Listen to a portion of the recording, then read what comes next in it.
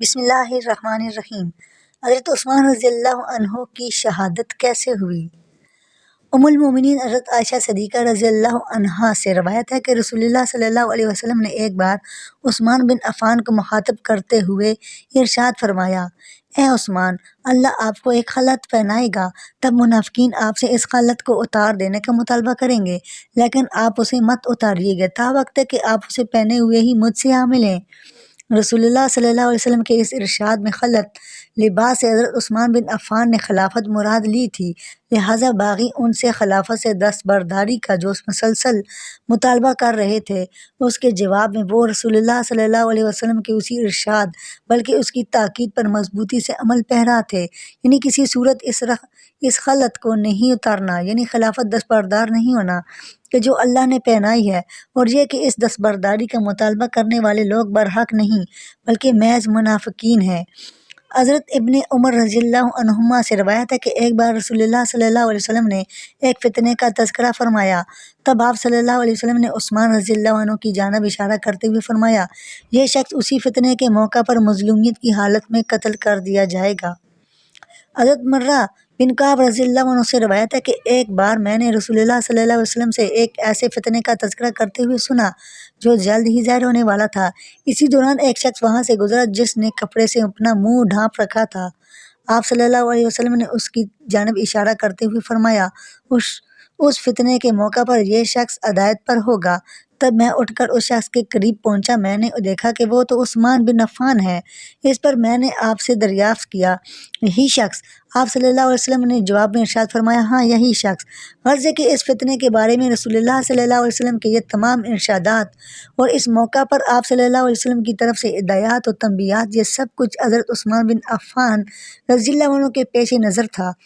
اسی وجہ سے وہ مکمل مطمئن تھے اور صبر و ثبات نیز مکمل عزیمت و استقامت کے ساتھ ان تمام تر مشکلات کا مقابلہ کر رہے تھے۔ اور اس دوران اکابر صحابہ میں سے جب بھی جس کسی نے بھی کسی بھی شکل میں تعاون کی پیشکش کی تو آپ رضی اللہ عنہ نے ہمیشہ یہی جواب دیا کہ میں نے رسول اللہ صلی اللہ علیہ وسلم کے ساتھ ایک عہد و پیمان کر رکھا ہے، میں اسی پر قائم ہوں۔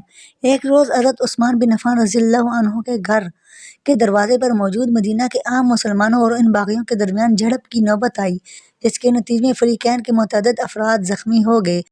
تب مدینہ کے باشندے، جن کی تعداد 700 سے زائد تھی، جن میں متعدد اکابر صحابہ کرام بھی شامل تھے، حضرت عثمان رضی اللہ عنہ کے گھر کے سامنے جمع ہوئے اور ان سے باغیوں کے خلاف مدافعت کی اجازت چاہی، لیکن اس بے سابق اس بار بھی حضرت عثمان رضی اللہ عنہ نے انکار کیا اور انہیں سمجھا بجھا کر بلکہ خوب اصرار کر کے واپس روانہ کر دیا۔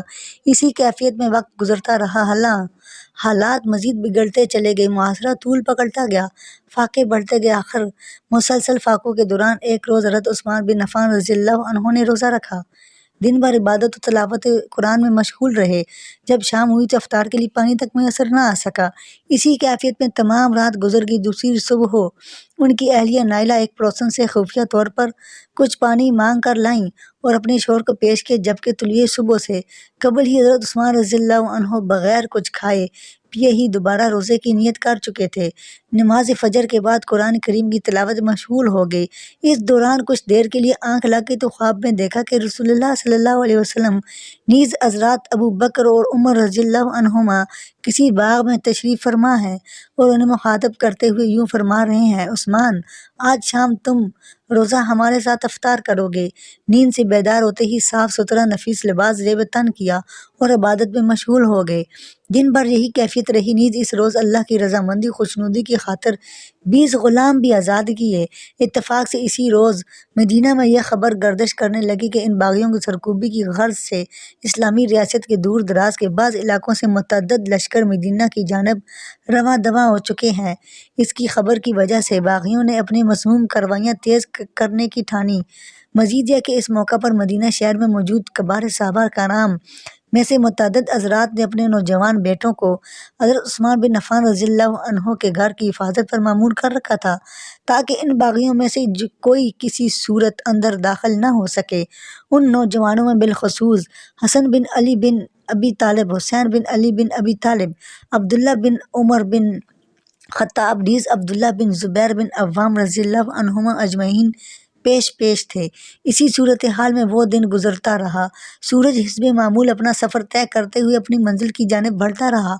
آخر سورج ڈھلنے لگا، پھر عصر کا وقت ہوا، اور پھر جب افطار کا وقت بھی قریب آنے لگا تو نہ جانے کہاں سے کسی باغی کا چلایا ہوا تیر فضا میں اڑتا ہوا آیا اور حضرت عثمان بن عفان کے دروازے پر حفاظت کی غرض سے موجود نوجوانوں میں سے حضرت حسن رضی اللہ عنہ کو آ لگا، جس پر وہ زخمی ہو گئے اور خون بہنے لگا۔ یہ منظر دیکھ کر باقی گھبرا گئے اور باہم یوں سرگوشیاں کرنے لگے کہ حسن رضی اللہ عنہ زخمی ہو چکے ہیں۔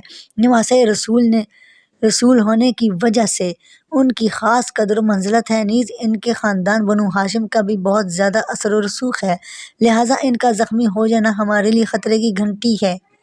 عین ممکن ہے کہ مدینہ کے سبھی باشندے مشتعل ہو جائیں اور ہمارے خلاف کوئی بڑا فیصلہ کن اقدام کریں، لہٰذا اب مزید تاخیر ہمارے حق میں بہتر نہیں ہوگی۔ جو کرنا ہے صورتحال بگڑنے سے قبل بس ابھی فوری طور پر کر لیا جائے۔ اس باہمی مشاورت کے بعد فوری طور پر کچھ باغی عقبی راستے سے خفیہ طور پر حضرت عثمان بن عفان رضی اللہ عنہ کے گھر سے متصل ابو اعظم انصاری رضی اللہ عنہ کے گھر میں داخل ہوئے اور پھر وہاں سے دیوار پھلانگتے ہوئے حضرت عثمان رضی اللہ عنہ کے گھر کی چھت پر جا پہنچے اور وہاں سے گھر کے اندرونی حصے میں اتر کے باہر کسی کو کانو کان تک خبر نہ ہو سکی۔ مہاجرین و انصار میں سے متعدد اکابر صحابہ کرام کے نوجوان بیٹے بدستور وہاں دروازے پر پہرا دیتے رہے، لیکن اندر کی صورتحال کسی کے وہم و گمان میں بھی نہیں تھی۔ ادھر عقبی راستے سے اور پھر چھت سے ہوتے ہوئے باغی آخر جب حضرت عثمان بن عفان رضی اللہ عنہ کے گھر کے اندرونی حصے میں پہنچے تو سیدھے اس مقام کی جانب گئے جہاں حضرت عثمان رضی اللہ عنہ بیٹھے ہوئے انتہائی خشوع و خضوع کے ساتھ تلاوت قرآن میں مشغول تھے۔ تب ایک سنگدل باغی نے آگے بڑھ کر پوری قوت سے لوہے کی سلاخ پیشانی پر دے ماری۔ عجب اتفاق کہ اس وقت آپ رضی اللہ عنہ یہ آیت تلاوت کر رہے تھے، یعنی اللہ عنقریب ان سے آپ کو کافی ہو جائے گا، وہ خوب سننے والا اور جاننے والا ہے۔ اللہ کا رنگ اختیار کرو اور اللہ سے اچھا رنگ کس کا ہوگا، ہم تو اسی کی عبادت کرنے والے ہیں۔ اس آیت کی تلاوت کے ساتھ ہی پیشانی پر جب اس آہنی سلاخ کی ضرب لگی تو خون بہنے لگا۔ تب اس بہتے ہوئے خون کے کچھ چھینٹے قرآن کریم کے اس نسخے میں اس آیت پر بھی جا گرے، یعنی اللہ کا رنگ اختیار کرو اور اللہ سے اچھا رنگ کس کا ہوگا۔ اس کے بعد ایک اور بدبخت نے آگے بڑھ کر تلوار سے وار کیا، جسے آپ رضی اللہ عنہ نے اپنے ہاتھ پر روکنے کی کوشش کی، جس پر آپ کا ہاتھ کٹ کر بازو سے جدا ہو گیا۔ تب آپ کی زبان سے یہ الفاظ نکلے، یہ وہی ہاتھ ہیں جس نے سب سے پہلے قرآن لکھا تھا۔ باغی نے دوبارہ وار کیا۔ اس بار آپ رضی اللہ عنہ کی اہلیہ نائلہ نے آگے بڑھ کر اپنے ہاتھ پر اس وار کو روکنا چاہا، جس پر ان کے ہاتھ کی انگلیاں کٹ کر دور جا گری۔ اس کے بعد ایک باغی نے آپ رضی اللہ عنہ پر تلوار سے پے در پے کئی وار کیے۔ یوں 40 روز تک مسلسل جاری رہنے والے اس ظالمانہ مجرمانہ معاشرے کے بعد بالآخر 18 ذوالحجہ سن 35 ہجری جمعہ کی شام مغرب سے کچھ قبل جب افطار کا وقت قریب تھا، خلیفہ سوم حضرت عثمان بن عفان رضی اللہ عنہ زخموں کی تاب نہ لاتے ہوئے انتہائی مظلومیت و بے بسی کی کیفیت میں 82 سال کی عمر میں اس جہان فانی سے کوچ کر گئے۔ باقی جس طرح خفیہ طریقے سے اندر آئے تھے اسی طرح اس مجرمانہ کارروائی کے بعد نہایت ہی سرعت کے ساتھ خفیہ طریقے سے غائب ہو گئے۔ باہر کسی کو کچھ خبر ہی نہ ہو سکی۔ کچھ دیر بعد جب ان کی زخمی اہلیہ نائلہ کے ہوش واس قدرے بحال ہوئے تو انہوں نے چیخنا چلانا شروع کیا۔ تب سبھی لوگ دوڑے ہوئے وہاں پہنچے اور انتہائی المناک و دلخراش منظر دیکھ کر دم بخود رہ گئے۔ بہرحال جو ہونا تھا وہ ہو چکا۔ جبیر بن مطعم رضی اللہ عنہ نے نماز جنازہ پڑھائی اور پھر تحمل و برداشت، غیرت و حیا اور عصمت و شرافت کے اس پیکر کو غسل دیے بغیر انہی خون آلود کپڑوں میں ہی رات کی تاریکی میں بقیع میں سپرد خاک کر دیا گیا ہے۔ یہ ہے مظلوم عثمان بن عفان رضی اللہ عنہ کی المناک داستان۔ اہل ایمان تا قیامت جب بھی یہ داستان پڑھیں گے تو یقیناً یہ داستان انہیں خون کے آنسو رلاتی رہے گی۔ دوستو یہاں پر ہماری ویڈیو مکمل ہو جاتی ہے۔ ہم نے جو پڑھا اور آپ دوستوں نے جو سنا، اللہ تعالیٰ اس کو قبول فرمائے۔ اور آپ دوستوں سے یہی کہوں گا کہ آپ اس کو لازمی شیئر کیا کریں ہماری ویڈیو کو، تاکہ آپ کو بھی اس کا ثواب مل سکے اور جتنے دوست دیکھیں گے ان کو بھی ثواب مل سکے۔ اور جتنے بھی دوست ہمارے ساتھ منسلک ہو رہے ہیں، اگر وہ یوٹیوب پر ہمارے اس ویڈیو کو دیکھ رہے ہیں تو ہمارے چینل کو سبسکرائب کریں، ساتھ ہی بیل آئیکن کو دبائیں اور آل نوٹیفیکیشن پر کلک کریں۔ اگر فیس بک پیج پر دیکھ رہے ہیں تو اس فیس بک پیج کو فالو کریں اور وہاں سے اپنے دوستوں کے ساتھ شیئر کیا کریں، تاکہ آپ کو اس کا مکمل پورا ثواب مل سکے۔ تو انشاءاللہ ملیں گے اگلی ویڈیو میں، تو آپ انتظار کیجیے۔ اپنا خیال رکھیے گا اور آپ سے اجازت چاہتے ہیں۔ اللہ حافظ۔ اللہم صلی علی محمد عبدک ورسولک وصلی علی المؤمنین والمؤمنات والمسلمین والمسلمات۔